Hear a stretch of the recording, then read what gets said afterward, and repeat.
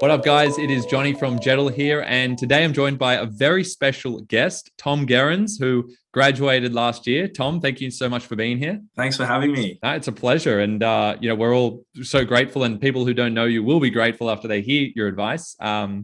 Because you went incredibly well last year. Ducks of your school, 99.90 ATAR. You placed second in the state for extension English. Incredible. And drama, how'd you go in drama? Eighth in the state, I think. In the state, and basically with a perfect mark, was it? Yeah. Yeah, incredible. So 100%. So Tom basically knows everything about everything. So we're going to dive into that a little bit today. Let's just start with talking about, your journey since the HSC. Like, what have you been up to? What did you do in the period between starting university and finishing your exams? To be honest, not much. I pretty much finished my exams and then went straight to schoolies, which was pretty good. And then I've just been going out a lot, just drinking probably too much. And that has continued into university as well, I can confirm. The uni life is going well. So it's I'm sort of just having some much needed relax time now after school. Beautiful. And how was schoolies? Tell people out there who are watching this who are like eager to go. What was your experience like? I hope that schoolies won't be as affected by COVID as it was last year. It was fun. It was really fun. But everyone sort of started going home like halfway through because there was a big like COVID scare in Byron. Yeah, nice. Well, yeah, hopefully, I mean, that is a shame. Hopefully people who go this year will get the full run, but at least you got a few days in there. And in terms of university, what are you doing now and why? I am currently doing media and communications at Sydney University because I want to go into film, and I also just wanted to have the university experience. So I figured that was the best way forward. I could have gone to film school, but it wasn't really for me. So I just decided to go to Sydney. And a couple of things there. Why didn't you go to film school? Because I'm not familiar with how that process works and what the comparison is like. And then after you enter that, if you could, how did you know that you wanted to do film? Like when did that become a passion for you? To be honest, I didn't actually want to go to university. I wasn't really planning on going and studying at any sort of tertiary level at all. I sort of wanted to just get into the business as quick as I possibly could. But after a couple of months, maybe like 1 or 2 months trying to do that and trying to like get work in the industry, I found that it's quite a slow process. And like I've got a couple of things in sort of movement at the moment, but it's it's very much like, a couple months down the track, then we can get you involved in this project and that kind of thing. So I wanted to have something to do while I was sort of waiting for that to kick off. And university seemed like the best option just because I like learning and I like learning about different stuff. So my university degree is quite diverse, so I'm doing a unit of maths, I'm doing a unit of psychology, and I'm doing media and communications, and I'm also doing film. So it just means that I can sort of spread my wings and do whatever I want, which I don't think you really get with film school. It's quite directed. And to answer your second question, I've been involved with making films and like writing and like doing like imaginative writing and stuff like that, literally since like for as long as I can remember. I had a camera in my hand since I was like 7, and I would just make fun videos with my brother. But you're not a YouTuber, right? No, I'm not a YouTuber. Why haven't you pursued that? I did back in the day. You can probably find my channel, but it's pretty cringe. No, I prefer like movies and like big productions rather than just like the smaller YouTube stuff. Okay, fair enough. Don't you think that the YouTube is kind of getting closer to that higher production quality so as to like resemble more and more what those typical, cinematic experiences look like? Yeah, the quality is definitely improving, but I don't think it'll ever sort of match that level of, the $100 million movie. And I don't think that there's actually really a space for it. I don't think people want that on YouTube. I think they want the heightened production value to an extent, and then I think it comes down to personality. Like people want to follow a personality on YouTube, and they don't go for an hour and a half sort of block. Okay, yeah, fair enough. So it's more about the blockbusters for you. What would you say is your dream kind of film to work on? Out of all the films you've seen, which one is like, oh, I would have loved to be part of that? That's a very difficult question because like there's so many films just like for different reasons. I mean, just for the production of it, any like James Cameron movie like Titanic or Avatar or something like that would just be awesome.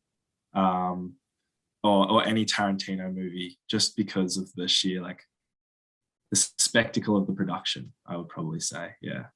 Are there any kind of alternative films that people probably don't know about that really grabbed your attention? No, I'm actually more of a mainstream kind of guy. I don't really like art films that much, to be honest. I don't watch that many indie films either. That's sort of why I'm doing film at university as well, so I can get like that history of film and sort of learn more about the art side. Cool. Well, hopefully you get in there someday. There's this one kind of alternative film company that I'm into. I'm blanking on the name now, but they've done films such as like Uncut Gems. I don't know if you've seen that, or Good Times. Now, going back to the HSC, people are probably eager to hear, what your approach was. What are some of your tips looking back? When you look back on the year, what do you think were 2 or 3 key things that made you stand out among the pack? Like what were you doing consistently that you think yielded the highest result for you? I would say that a lot of people get studying kind of wrong. They look at the amount of time that they study, and they don't look at the effectiveness of their study. So I was doing nowhere near as much study as some of my friends and some of the other people that I was sort of like talking to and stuff. Like some of them would be doing like 7-8 hours a day in the lead up to the HSC, and I was maybe doing like 4 or 5. But that study that I was doing was like really intense. Like I would do past papers, I would do practice essays. Rather than trying to chase a numerical value in terms of time, I would try and just chase results. My other one would be to become a really good self-critic. So especially in things like English, your teacher's not going to be able to mark 25 essays every week. So you can't just keep giving stuff to your teacher to read. So you need to be able to know what's good and what's not, and how to critique your own work so that you can get better. I would say try and pace yourself throughout the year, because the HSC is quite a long year. I find a lot of people either go too hard at the start and then burn out, or don't go very hard at the start and then like really like reach a peak at the HSC and stress themselves out. Absolutely. And how would you say, your 5 to 6 weeks before the HSC look? Essentially, post trials before the HSC was kind of a terrible time, because that was when they were pushing back. That's when they pushed back the HSC by like a month. So I was like kind of in a space where I didn't want to be pushing too hard too soon. It was kind of like a sporting event in a sense. I don't know, like I used to do rowing. The way that I always think about it is that we used to like throughout winter, you do like long kilometers and basically like build up like a base aerobic sort of fitness, which is like all your study that you do in the first half of the year basically. And then the closer you get to competition, the more sort of short, sharp pieces that you do.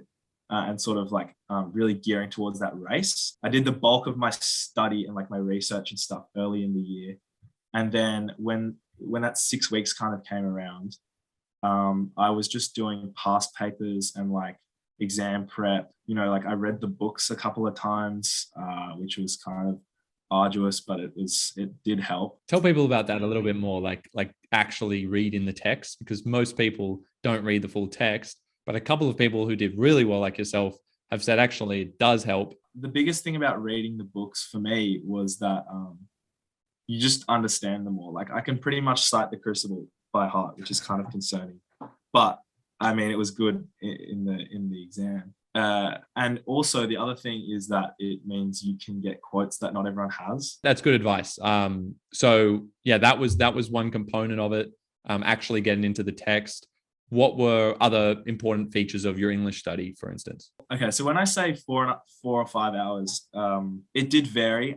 That's also like pure work that I was doing. So obviously, like when people say 11 hours and stuff like that, I think that there's no way that they're doing 11 hours of actual pure study. Mm-hmm. So when I was studying, I wouldn't have my phone next to me. Or if I did, I kind of have the self-control just to not look at it. So it wasn't like study punctuated with doing other stuff. It was study to study. And that study would be pretty much in those 6 weeks, almost purely past papers. I actually sort of reached a point where I'd overstudied a little bit. And what does overstudy look like? Literally writing your essay out too many times to too many questions? Well, yeah, what happens when you overstudy is you end up writing the same essay for every single question. And I think, especially for advanced English, you don't really want to be lapsing into that, into writing the exact same. Like, it's fine, sort of, I think, to have same or similar arguments and quotes and things. But I was writing like pretty much like, well, I wouldn't say the same, but like very similarly. And I was thinking very similarly for every single question. So then when you get to the HSC, you end up giving quite a general response. Yeah, that's a good point. You kind of desensitize yourself to the process of adapting. I think most students probably struggle on the other end and just don't do enough practice and don't learn the actual core responses. What were your other tips in terms of preparing for those different sections of the English exam? When everyone else was like reaching a massive peak, you know, in the 3 or 4 days before the English, I was actually tapering a little bit. I think it's a good idea to backload all your stuff and then kind of let your mind relax a little bit. And so in those, maybe like the week before, I would just do, I'd have like paper 1, paper 2, paper 1, paper 2, paper 1, paper 2, paper 1, paper 2, for like 6 days or something. So like, you know, 3 of each. I sometimes I would do like the whole section in one go, but then other times I'd do like the essay and then in the morning, and then like the short answers in the afternoon. And were you going into those with a core essay memorized? You said you did know a bunch of other quotes from reading those texts, but did you have a core essay that you memorized for each of the modules? No, not one core essay, but I had arguments that I would basically mix and match. So depending on the question, I had maybe like 6 or 7 arguments like that I really liked and I really liked talking about. And I could go into other ones, but it just wasn't as good as when I used like some of my favorite arguments. So then I would maybe choose like out of that 6 for each section, I would maybe choose 3. Interesting. Yeah, that's an amazing approach, really. I think a lot of students just kind of have the core one memorized, which is honestly a very practical way to do it, as long as you're going to answer the question on the day. But to actually go in with a variety of arguments and then adapt to the day, it's probably a lot more uncommon. And I think it's an admirable way of doing it, but it probably takes a lot of work. And as you said, you have to really be doing a lot of papers to get familiar with using those arguments for different questions. Yeah, and it all comes down to how you tie them together as well. So you can have quite different arguments, but tie them together in a really nice, like, sustained thesis. And that's probably where the practice comes in, is building a thesis around your arguments to sort of. What was your approach to the craft of writing? Craft of writing was one where I had a couple of prepared pieces, but I had one discursive that I really liked, which I was lucky enough to be able to use on the day. In that lead up to the HSC, I would just do sort of some exercises where I would give myself 5 minutes to write something random, and then like no stimulus or anything, and then I'd have like a minute off, and then I'd do another 5 minutes, and then every time I had to sort of come up with something random, and it just sort of gets your brain working in that imaginative way to come up with new ideas when you're presented with a blank slate. Yeah, no, that's great advice. And that's something everyone can do in their preparation as well. Let's shift across to extension. You came second in the state in that. A lot of people struggle with section 1 because it's very vague. And I think the description of it in itself is quite nebulous. What did you make of it? How did you prepare for section 1 of the extension 1 paper? Extension 1 is really hard to prepare for, to be honest. A lot of the work that goes into section 1. And it's a little bit like, I always say, sorry to cut you off, I always say it's a little bit like the craft of writing, but it could be different depending on what it is, because it could be a critical response, which is kind of like a reflection, but it could have that imaginative component, which makes it a little bit like craft, where you base it off a couple of texts that are kind of like from comprehension, like an unseen text. So it's this weird amalgamation of components, isn't it? Section 1 is a lot about how well you can just read a text and then interpret it. So reading is really important for that. Another thing that I would say is, again, the overstudying thing. I didn't do that in extension 1, and I think that's why I went well, is because especially for section 1, you can do so many practices and come up with your own things that you think you're going to write, and then the question is completely different, and it asks you to do something completely different. And so with extension one, my philosophy is just like have fun with it, you know, like with the section one, it was kind of just like read and get a good understanding of how a text works and how it functions, and like have an understanding of the theory behind it, and then just write whatever you want kind of thing. Yeah, look, I think that's great advice. On like and I think you're probably a more gifted writer, which makes that approach actually the correct one for you.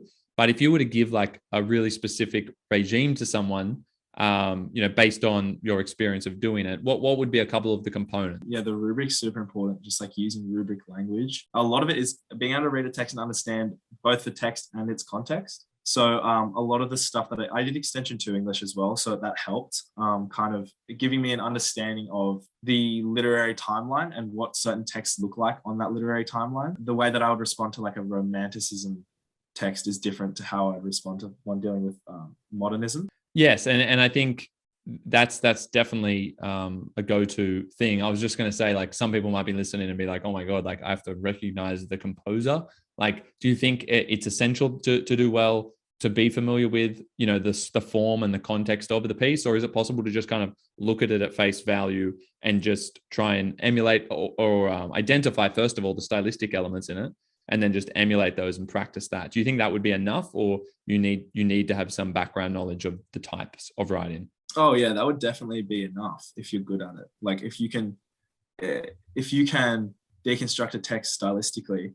But I think with that knowledge, even if you just have a little bit of knowledge, it can give you, first and foremost, just the confidence to know that what you're saying is backed up by the fact that you're coming at, like, basically the knowledge that what you're saying is right.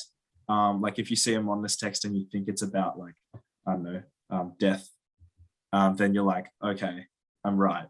I can go ahead and write that. It can allow you to create a more in-depth argument if you link it to context. It's just that extra level of analysis beyond the textual sort of stylistic breakdown. Yeah, no, that's great. I think that's going to really help people. Now, section 2 of that paper, obviously you went equally as well, full marks. What was the key there? What was your kind of formula for success? Did it mirror your approach to the essays for advanced in terms of preparing some possible arguments, or was there a different approach for the essay? Okay, yeah. So I did Reimagined Worlds, and I did Coleridge and Pan's Labyrinth. And the other one that I also did was Le Guin, Heart of Darkness. I mean, yeah. But I didn't really study that much for Le Guin because I just knew that I would want to use Pan's and Coleridge, which is probably not the right thing to do going in. I didn't have, like, I know a lot of people have like a bunch of related texts that they might use.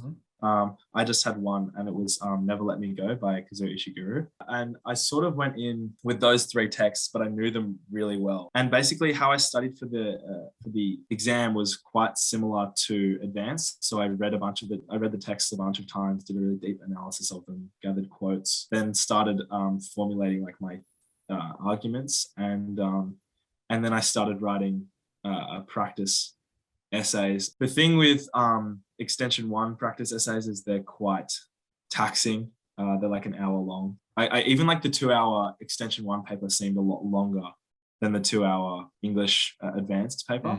I did a lot more of thesis development. And I had to specifically remember quotes, so I made palm cards and did that whole thing. Yeah, is it practice and something else though? Was there some kind of background research you were doing? Something I used to do was look at kind of like scholarly articles, and I would do some research, not, avoiding those generic note sites. Were you doing that to try and help you with your vocabulary and the phrases you were using? Oh yeah, big time. Yeah. So basically, what I was saying earlier about the heavy lifting earlier in the year, a lot of what that comprised of was my 2 major works, so extension 2 and my film and drama, and readings for extension 1. So I did so much reading early in the year for extension 1. The way that I'd organize my readings is I would take quite extensive notes in my book, and I would write down and highlight sort of the best key phrases that I really liked, and then I would put them all into OneNote.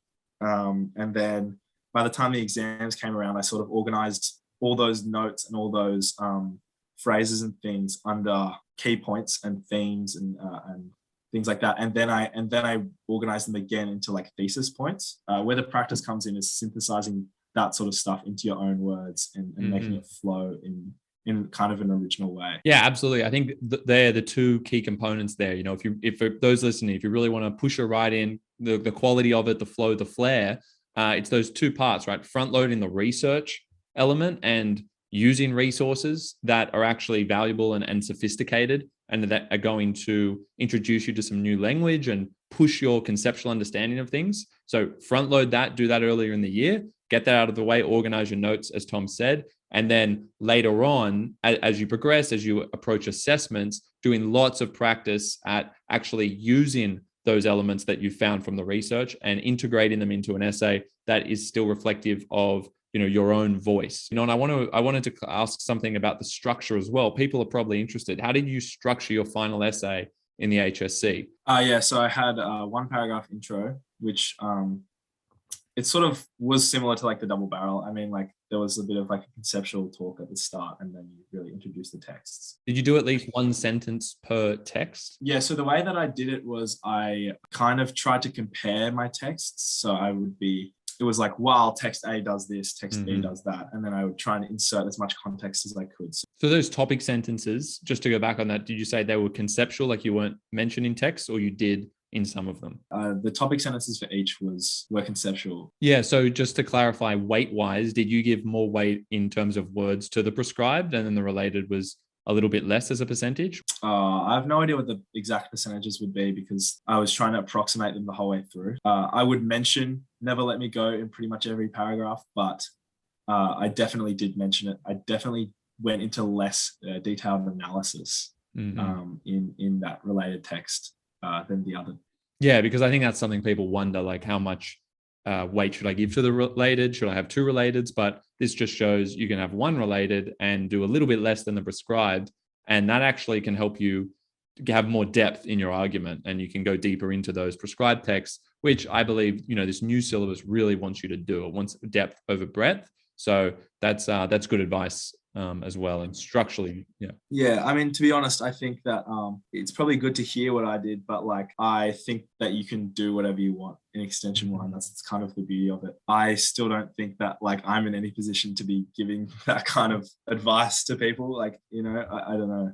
I think it's quite an individual thing. So don't do exactly what I did. Cool. And I just want to move over to drama now. Some really useful advice on the English front there. Let's talk about drama. Do you want to just quickly talk about your film? And if you do post it by the time we have this or at some point, I'm going to put it in the description for everyone to watch. It's an amazing piece nominated for On Screen. Yeah, so probably the main inspiration for my film was that I think that a lot of films are quite dismal and sad in the HSC. That a lot of students kind of go straight to being about like really sad stuff. And I think I was hoping that maybe the markers would just want to have like a happy film to kind of brighten a day, and maybe that would get me a good mark.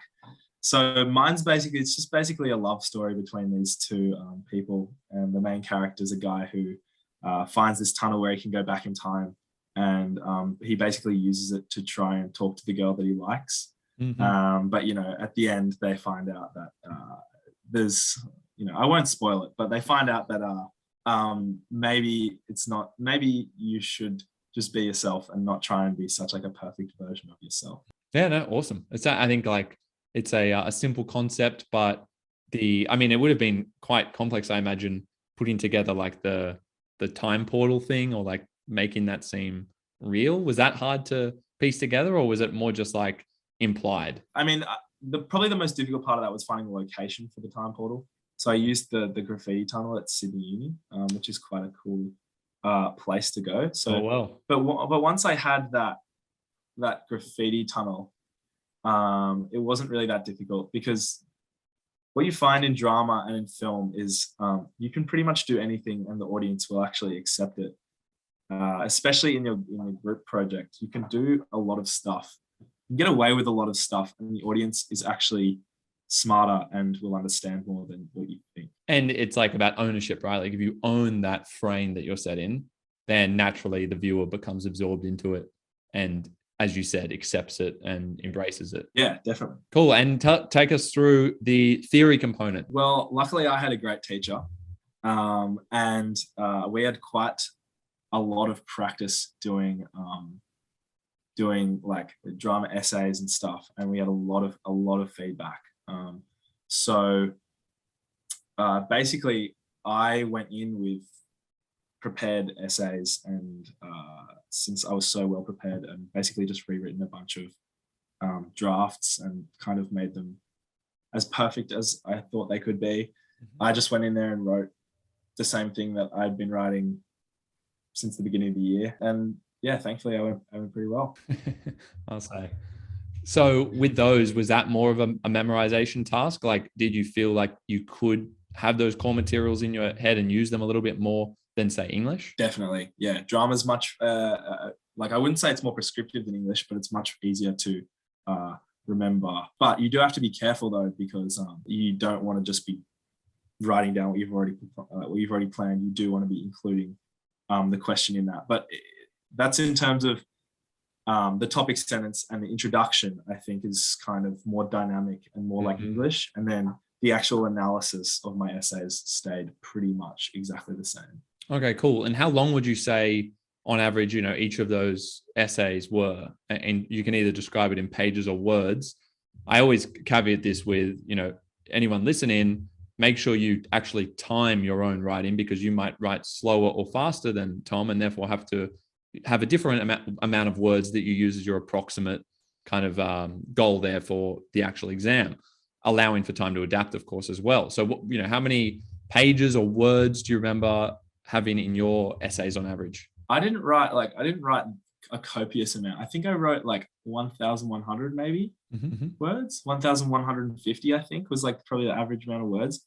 But I think that equaled out to like 7 pages, 7.5 maybe. Yep. Yeah, that's a good roundabout figure. And I think people can just use that as a guide. But again, if you're a slower writer, you can still get full marks writing less than that. You just have to be more concise and try and say what you want to say in less words. And that's just going to take extra time to refine your piece and make sure you eliminate anything unnecessary. Would you say that there was any particular section in that essay you felt like people were paying too much attention to, and it could be shorter? Like, even with the introduction, were you like a short introduction writer, or you actually gave extra attention to that intro, made it a little bit longer to impress the marker straight away? In drama, I was quite pragmatic about it. So I try not to be too like flowery in terms of my writing. So in the introduction, I kind of just got in, answered the question, and then moved on.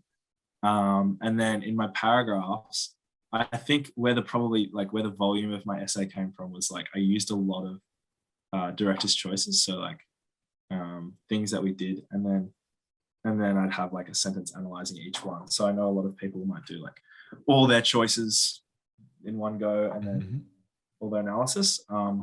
I just found it easier to go choice analysis, which probably made my essay longer, but it also made it flow better, I think. Yeah, amazing. Well, thanks for that, Tom. I just grab your last thoughts, your parting words for people watching this. Well, I always say like my one piece of advice is to find a balance in the HSC. So I think that I was lucky enough to have like a good group of friends and family around me when I was doing it. Really just like talk to your friends, reach out to your friends, make sure your mental health is really good, because I think that's something that's really important that gets overlooked in the HSC. So really try and pace yourself, and it's not the end of the world, basically. Awesome, man. Thank you so much for being on the show, Tom. Really appreciate all of that. That's very generous of you to share that with everyone, and myself included. So thank you very much. And, until next time, see you there. And thank you everyone for watching. If you enjoyed, make sure you like the video, subscribe. If we have it in the link, check out Tom's work if it's there, and we will see you soon.